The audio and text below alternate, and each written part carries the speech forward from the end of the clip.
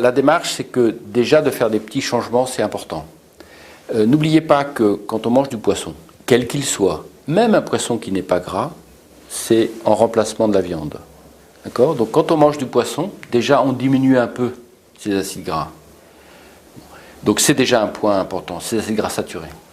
Alors maintenant, de temps en temps, de consommer des poissons gras, des poissons très gras comme les sardines, etc.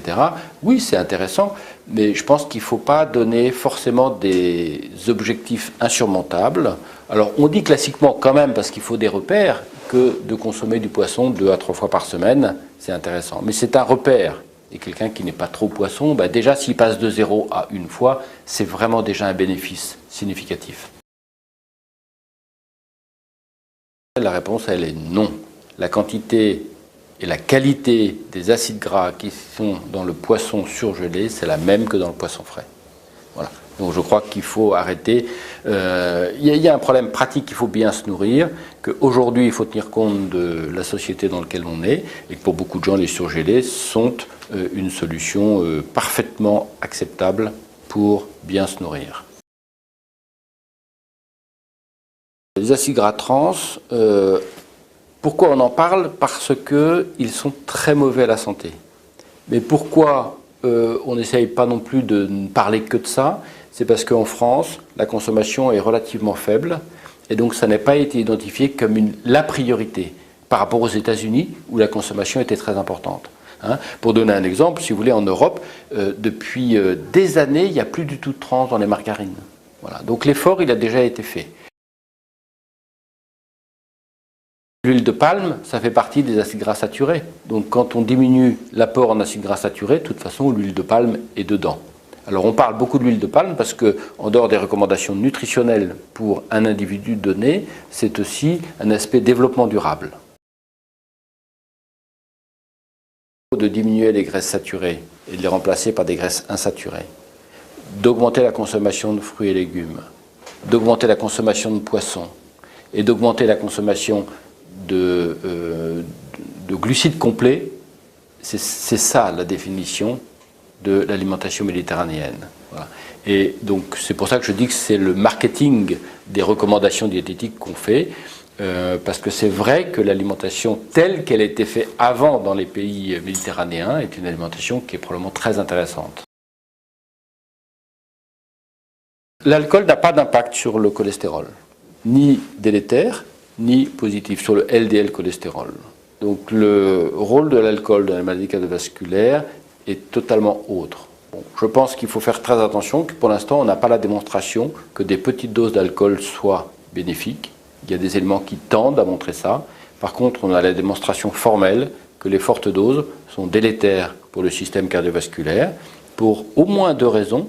La première, c'est que ça augmente la pression artérielle, et la deuxième, c'est que ça favorise les troubles du rythme.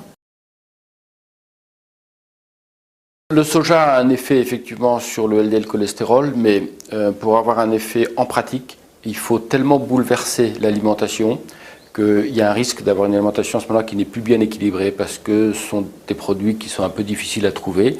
Donc je pense que c'est une approche qui est beaucoup trop complexe pour la pratique. Je pense qu'en tant que médecin, il faut faire attention à ne pas être moralisateur et à dire qu'il y a un petit déjeuner idéal. Parce que moi, pour pouvoir répondre à votre question, j'ai besoin de savoir ce que la personne mange à midi ou mange le soir. Par exemple, si c'est une personne qui aime bien le fromage, je lui dirais essayez de ne pas prendre de beurre le matin. Si au contraire c'est une personne qui ne mange jamais de charcuterie et jamais de fromage, ou peu de fromage, et qu'elle aime bien avoir une tartine de beurre le matin, surtout qu'elle en prenne. Donc je pense qu'il n'y a pas de petit déjeuner idéal, mais le petit déjeuner doit s'intégrer dans l'ensemble de l'équilibre alimentaire. Le petit déjeuner, c'est une occasion quand même d'équilibrer un peu l'alimentation en ayant un apport en glucides complets. Donc pour les adultes qui aiment le pain complet, c'est très intéressant. C'est aussi une occasion de prendre un produit laitier, par exemple un yaourt, notamment pour les enfants ou pour les adultes qui n'ont pas très faim. Le yaourt, ça passe bien le matin. Et puis ça peut être aussi l'occasion de prendre un fruit pour ceux qui ne sont pas trop à la bourre et qui se lèvent un petit peu avant d'aller à l'école, ou qui prennent le temps, ou s'ils sont jeunes, c'est peut-être papa ou maman qui va l'éplucher. Et je pense qu'il y a une hiérarchie, c'est-à-dire que, si vous voulez, dans l'alimentation, on n'est pas soit toxique, soit miraculeux. Donc votre question sur les compotes, c'est que elle se pose à deux niveaux. Premièrement, les compotes, bien sûr, il y a moins de fibres et souvent un peu plus de sucre que dans les fruits. Donc c'est une alternative qui est un petit peu moins intéressante, mais plutôt que de ne pas du tout en manger, pourquoi pas. Voilà. Et puis l'autre point, c'est que ça peut entraîner en fait une modification des goûts chez les enfants, parce qu'on peut leur donner le goût du fruit en leur donnant d'abord des compotes, et puis ensuite en les habituant aux fruits. Là encore, ma réponse, elle n'est pas oui ou non, parce que ça dépend de la quantité. C'est vrai pour l'ensemble des jus, c'est vrai pour l'ensemble des jus de fruits. Un adolescent qui boit 1 litre de jus de fruits par jour, il y a un vrai problème pour la santé de ses dents et pour l'équilibre nutritionnel. Mais un sujet qui prend un verre de jus de fruits par jour le matin, pourquoi pas? Et donc là, ça peut être son choix en fonction de ses moyens financiers, en fonction de ce qu'il préfère, entre smoothie, jus de fruits pressé lui-même.